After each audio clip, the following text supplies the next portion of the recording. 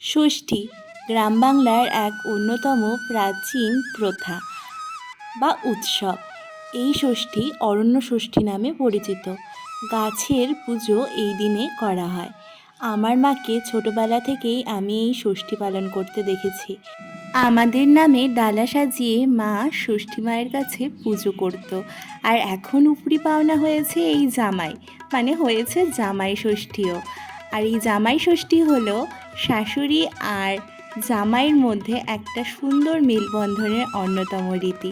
আর তারপর বাড়িতে চলে যাওয়ার পর প্রথমে তো জামাই আজকে মেইন প্রায়োরিটি, তো জামাইকে দেওয়ার পর আমাকেও মা ষষ্ঠীর জল সুতো বেঁধে দিল।